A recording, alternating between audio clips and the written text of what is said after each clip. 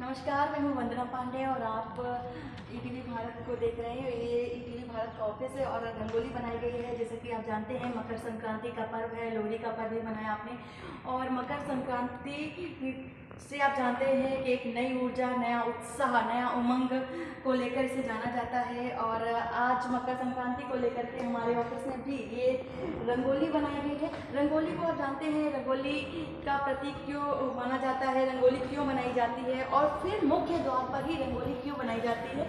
तो मुख्य द्वार पर रंगोली बनाने का उद्देश्य ये होता है क्योंकि माँ लक्ष्मी का आगमन होता है और सुख समृद्धि की उपलब्धि के लिए, प्राप्ति के लिए ही रंगोली मुख्य द्वार पर बनाई जाती है। तो हमारे ऑफिस के मुख्य द्वार पर ये रंगोली बनाई गई है। आप रंगोली को देख सकते हैं, विभिन्न कलरों जो रंग है उनका इस्तेमाल किया गया है। आप हरा रंग दे सकते हैं, हरा रंग खुशियों और उमंग का प्रतीक माना जाता है। और जो लाल रंग है, इसे उत्साह का प्रतीक माना जाता है, जोश का प्रतीक माना जाता है। जो ये पीला कलर है, इससे भी ऊर्जा का प्रतीक माना जाता है। और आप इसमें देख सकते हैं, इस रंगोली में भी एक हांडी रखी हुई है, इसमें मक्खन निकल रहा है। ये सारी प्रतीक है मकर संक्रांति को लेकर के। तो बहुत सारी जो चीज़ें हैं, छोटी छोटी सी जो चीज़ें होती है, वो सभी कुछ ना कुछ हमें सिखाती ही हैं।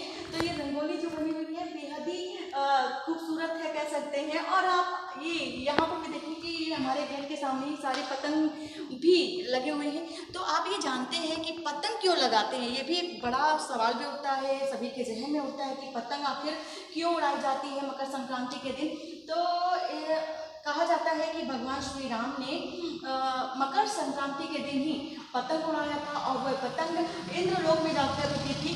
तो इसे आज़ादी का प्रतीक भी माना जाता है, स्वतंत्रता का भी प्रतीक माना जाता है, यानी कि व्यक्ति अपने आप को फ्री समझे, इसका भी प्रतीक माना जाता है। इसलिए आज के दिन यानी कि मकर संक्रांति के दिन पतंग को भी उड़ाया जाता है। तो कई सारी धार्मिक मान्यताएं भी जुड़ी हुई हैं मकर संक्रांति को लेकर के, पतंग को लेकर के, रंगोली को लेकर के।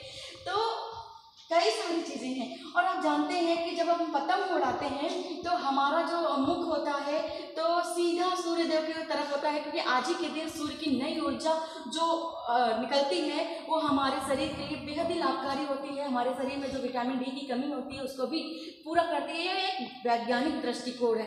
तो कई सारे जो धार्मिक हैं और सांस्कृतिक हैं, वैज्ञानिक दृष्टिकोण क्या है, सारी ही नज़रिए से अगर आप देखें तो मकर संक्रांति का पर्व आपको कुछ ना कुछ सकारात्मक ऊर्जा के बारे में ही सिखाता है और सकारात्मक ऊर्जा का प्रभाव भी आपके शरीर में, आपके मस्तिष्क में प्रभावित करता है। तो ये कई सारी चीज़ें हमें पॉजिटिव एनर्जी ही देती है। तो इसलिए हम मकर संक्रांति का पर्व मनाते हैं।